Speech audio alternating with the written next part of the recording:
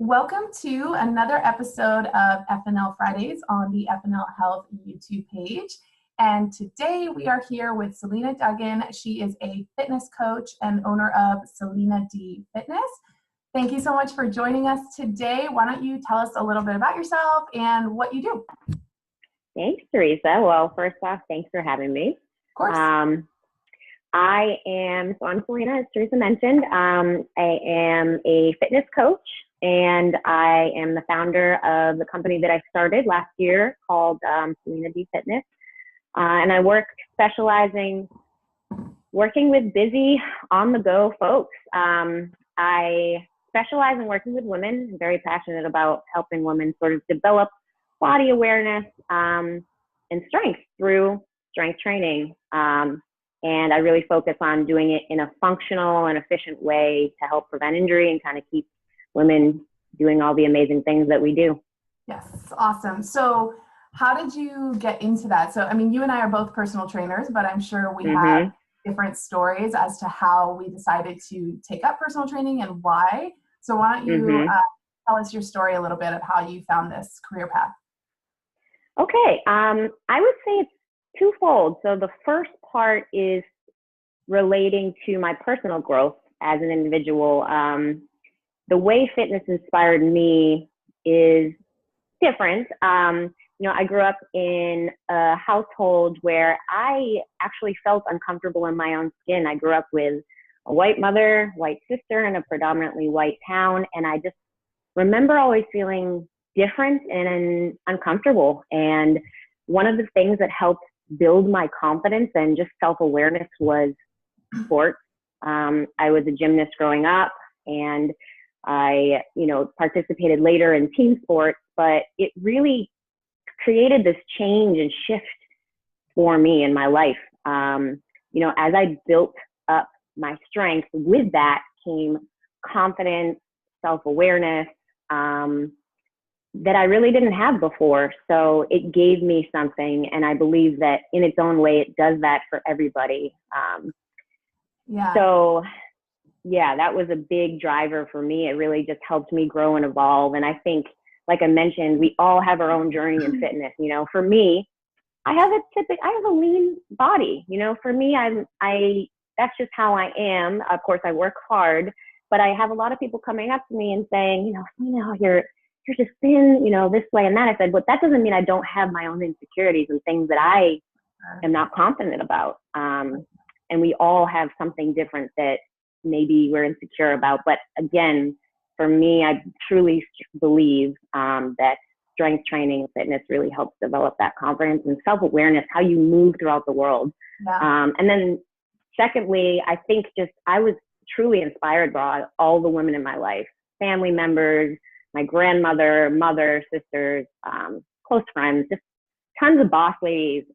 When you have so many of them around you, I think for me, when I was trying to decide what I was wanted to do, I was like, I want to help all these strong women stay strong.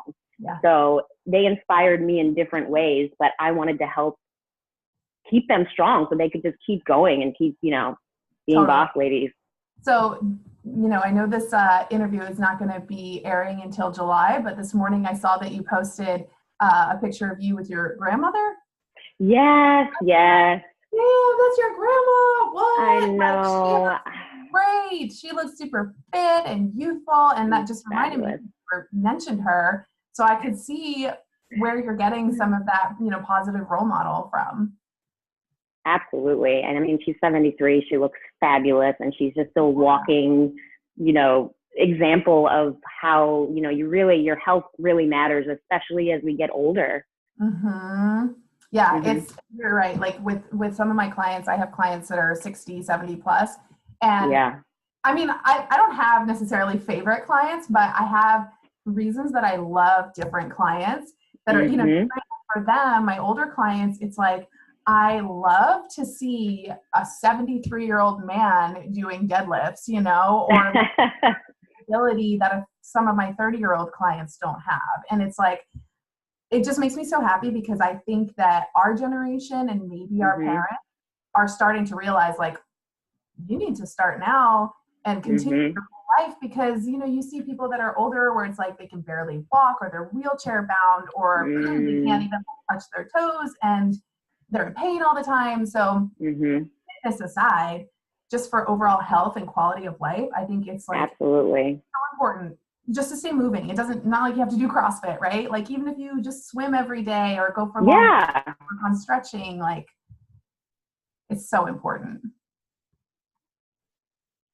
Absolutely. Yeah. And chronic illness is just kind of plaguing our society right now. And it's just amazing what things like you can do just when you keep moving. It just keeps you going. Yeah, it totally does. So one of the things that the main thing I wanted to talk to you about today was tips or advice that you might have, especially as a female. Majority of my audience is female. And again, you and I both being personal trainers, and I think really loving empowering women, right? And seeing what it did for ourselves as well, gaining strength and becoming more fit, and realizing what that does for our confidence and how we feel about our bodies. I'm curious what maybe top tips or advice you have for somebody that's maybe new to exercising or new to fitness, or just curious if there's anything that like pops into your mind that maybe you wish someone had told you before you got Yeah, that's a great question, an important one to kind of think about. And I think we all kind of struggle when we're starting something new. My biggest tip would be to really just look at your surroundings, where your close networks, friends, family members, colleagues, ask them what they do. Because I guarantee you, if they're successful, they're doing something to stay healthy. And so I definitely would suggest reaching out to folks to see what they're doing. You don't have to mimic it exactly, but it's really good to kind of help, you know, you get a variety of ideas and advice on, you know, what others are doing around you. In that same light, see what groups there are available to you. There's a ton of networks that help to just support people that are just getting started. They're out there, you just have to find them. And they're a really great way to kind of transition into this new interest and lifestyle. Right. So I would assume, as a personal trainer, you've worked with a ton of newbies, right? So yes. So again, for somebody who's maybe new to fitness, and whether they're getting a personal trainer or not, which I highly recommend if you're a brand new. Yes, absolutely. But if you, based on your experience with a lot of your new clients, what advice might you give to, when you think of them and the struggles they had, or the challenges or the things that you had to teach them, what might you recommend to somebody who is at that level, whether they're hiring a personal trainer or not? What are maybe like things that you've seen your new clients struggle with or need to learn? I would, so to your point, I would highly recommend reaching out to a professional. There are so many professionals out there. Even if you don't choose to work with a trainer, you know, when you have that first initial kind of, you know, reaching out, so many people are wanting to help. I know as a trainer, even if you don't choose to work with me, I'm happy to direct people in the, you know, in the right direction. So, you know, that is a really good start. And I think it's just so overwhelming at first. So, I mean, again, I would highly recommend working with a trainer as you begin this process, because it is super overwhelming and stressful. And it's hard to know what's the right thing to do first. But I guess, you know, really thinking about who you are, what drives you? Are you intrinsically motivated? Are you the type who needs the accountability partner? Know yourself. Know if you would thrive by, you know, doing something on your own, planning it ahead of time, or if you're like, you know what, I know I say I'm going to do something, but I probably won't, so I need to maybe sign up for some classes or join a group. When people spend money, I think they're a lot more likely to stick with it. Absolutely. My money down the drain. Exactly. Yeah. So, you know, invest in something to get you to start. That's a great driver. I always recommend putting something on the calendar, because for me, if it's not on my calendar, I'm not doing it. Same. I got to see it, and then I'm like, all right, it's on there. I got to do it. Yeah, exactly. And I think at the end of the day too, you got to do what you're going to enjoy. If you absolutely, know that you won't be comfortable picking up weights at the gym in front of others, then, know that and own it and find another outlet. There's so many ways that you can go about getting an activity. If you don't like the gym, there's so many great, especially if you live in San Diego, we're very fortunate to have a lot of outdoor options, like hiking. Yeah, movement just manifests in many forms. And, the activities that you enjoy are the ones you're most likely to stay committed to.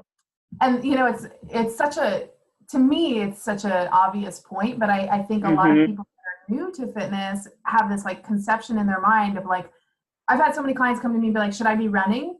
And I'm like, I don't know. I hate running. I don't run. Do you like running? Yeah. They're like, oh, I did 40 minutes on the treadmill and it's so boring. And I'm like, don't do that then, and I think people have this idea. And again, I do encourage activity, of course. If someone says, oh, I don't like working out, well, I'd be like, well, maybe find something that you could enjoy. Working out, exercising, movement is very important.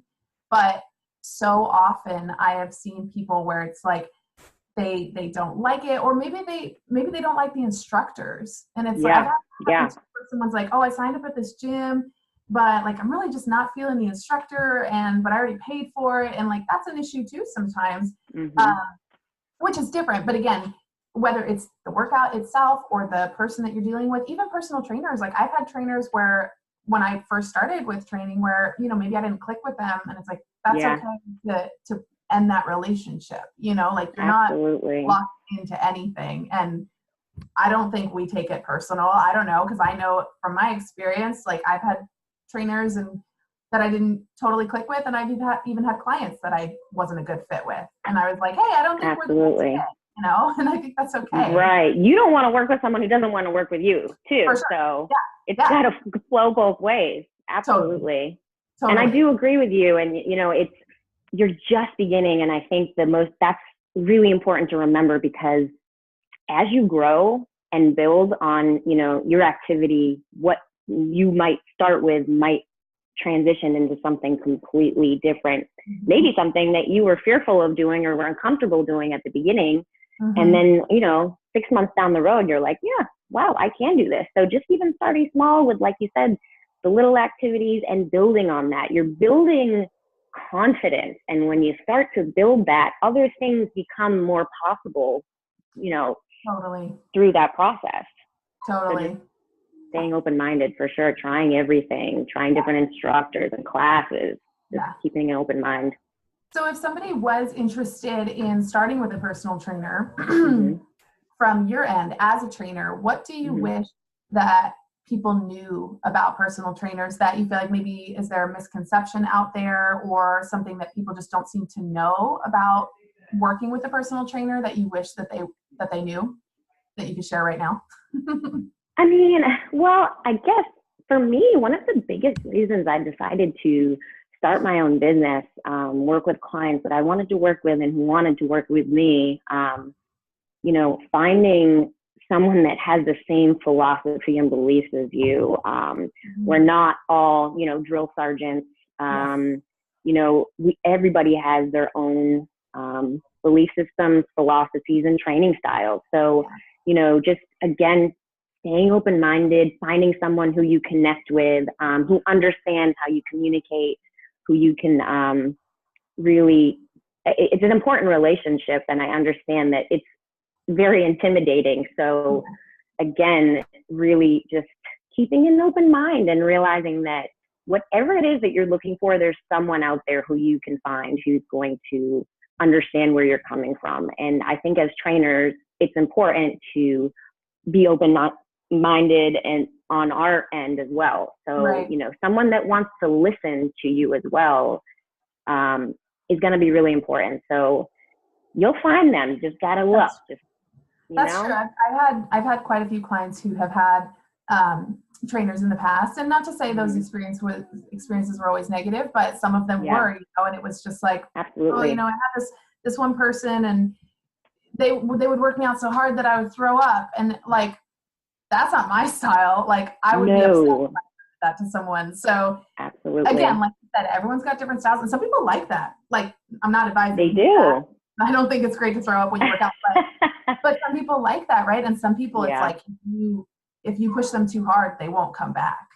And so I think on our end, it's like definitely a balancing act of like wanting to push our clients and give them what they need, but also doing it at their level where you're not going to either scare them away or bore them or have them feel like it's not hard enough. You know, so it's like a very much like a give and take two-way street. And there's a lot of learning involved. And I think with most of my brand new clients, I mean, I would say it takes at least a couple weeks for me to really get a feel and get completely comfortable with them and vice versa. And I assume that's how it is with most new relationships, whether you're a trainer or not. Right? Absolutely. It's an intimate relationship, right? You're getting to know someone on a very personal level. So, you know, you can't just jump into that. And I think as trainers, it is important to remember, you know, this is a human being. We're not just training their bodies. It's sort of all encompassing. So that process, when you're building a new friendship, you know, it takes time. It doesn't happen overnight. Totally. You know, it takes some time to build. But when you find someone that you trust and you really enjoy, it will become a much better process, an enjoyable process. Right. So what would you, if you could give one top piece of advice to a woman out there related to fitness, not necessarily about a personal trainer, but just related to fitness, if you could give one piece of advice or something you wish someone had told you when you first started getting into fitness, what would that be? I know that's a loaded question, but what do you think? Hey, yeah, it is. Yeah. But I mean, I think, you know, what I've personally realized is that we have so much potential. Almost every woman that I've encountered, we've just got so much strength and power, and so much of that is not tapped into. So what I would say is, you know, you're so much stronger than you think you are. And really, truly, up here, when it's tapped in, you really just, you have no idea how much you are capable of achieving. So I say that over and over to myself, to my clients, because I think we're constantly doubting ourselves. Society is almost telling us to doubt ourselves because it's not always working for us. It's getting us to feel insecure, and just continuously telling ourselves we are worthy, we are strong and capable is so important. It's the motto. Yeah. You know? Because it's true. You're right. It's true. And it's so rewarding as a trainer and as a coach when you, for one, see someone do something that they like never thought they could do, but also like you hear them actually say it. Because I've had clients sometimes like, they're like, oh my God, I never thought I could do that. And it's just like, because that's like to do that for myself as a like working out. And I'm like, oh damn, okay, I'm really strong, you know? But to see that in somebody else, it's so exciting. And I think it's extra exciting because of what you said, where it's like we're taught and kind of pushed into this belief of like women aren't as strong, and like women shouldn't be manly, and like women shouldn't lift weights. And I bet you've had someone say something to you in the gym, like so many of us have, like, don't get too big. And you're like, okay, right. Like, defining how we should look, right? I mean, we all look different. And it looks different on everybody. And that's also important to remember because, you know, there's no right or wrong way to look. It's really, I know that so many people we're all focused on how we look, of course, but how we feel. And it's amazing when we start to feel better. I mean, I guarantee you're going to look better just by feeling better. Yeah. And I mean, in my opinion, like there's nothing wrong with wanting to work on your looks, you know, but I think absolutely not. I think the biggest part is making sure that that is not your sole focus of your life, right? Of like just being worried about how you look, because I've been in that situation and it was like literally the worst time in my life. I was massively depressed. I was anxious. I was moody. I cried all the time. Like when that's all you care about, it is not rewarding, not fulfilling at all. So I do think like, you know, if you have goals aesthetically, that's totally fine, but make sure you're not mentally suffering just to reach some aesthetic goal, because it's not absolutely true. Very true. Yeah. So anyway, are there any projects that you're currently working on that you want to share with our community, especially here in San Diego? I believe you just launched Salina D Fitness, right? Yeah, so it's pretty new. It's been quite the journey, but I think just kind of developing the brand, really reaching out. I'm doing some projects coming up where I'm partnering with other local health and fitness professionals to really kind of just build the community in San Diego. As you know, I teach outdoor classes, and for most of my classes, I team up with other fitness professionals, wellness professionals to kind of curate an experience. And I know a lot of people are like, you're teaming up with other trainers? Isn't that a competitive thing? And I said, it doesn't have to be. It really doesn't. There's space for all of us. We all have our own style, and whoever will gravitate towards you, you know, that's meant for you, right. I believe. Totally. And I'm with you 100%. And I'll be totally honest, like when I first started out as a trainer, I probably was a little more insecure, and I did see everyone else's competition, but that was because of my own insecurity, right? I mean, they were great trainers and they deserved everything they had. But now, you know, when you really step back and think about it, for one, just the sheer amount of people out there that can use our help, but also like you said, you and I are both trainers, and we're both in San Diego, and we're both females, and we're both awesome. But we're different. Like, we're very different. You have, you know, a different maybe philosophy than I do, and a different training style, and even the location that you're in and the types of equipment that you use. Like, and if somebody said, hey, I saw Salina's thing, like, I think that's a better fit, I'd be like, good. If you're going to stick with that, go for it. Like, that's what, find what works for you. Yes, absolutely. Absolutely. Hey, and we're here talking with one another, you know, so this is even more proof that it is possible to work together. So yeah, I've been thinking a lot about that, and, you know, the fitness community and how we can come together. So I will have some projects coming up. And then I have another 21-day challenge that I do. It's all online. So I have people from all over participating in it. And it really kind of brings people together. It's really supportive. But that should be coming as well as an online 6 to 8 week program that I'm putting together now. So hopefully this fall we'll have some more things in the works. But really it's just kind of, you know, growing the business locally in San Diego and expanding. I've been doing a lot of my virtual trainings, which I really enjoy because I get to connect with such a wider audience. And just, really, really, really focused on fostering really strong, good, healthy relationships around me in this field that we're in. Awesome. So if somebody wanted to reach out to you, I know you mentioned you can do some stuff online. So whether they're in San Diego or not, what would be the best way for people to get in touch with you? They can go to either my website, salinadfitness.com. Can email me, Salina@SalinaDFitness. I also have my social media handles, which are the same name. So I made it pretty easy. You don't have to search for different words. It's all the same. It's my name. So I'm pretty easy to find. If you want to have a conversation or just connect, I'm always happy to do that. And I love meeting new people. So yes, absolutely. Awesome. Well, I'll make sure to link to your links in the YouTube video when I do post this. So I'll make sure it's easy for people to reach you.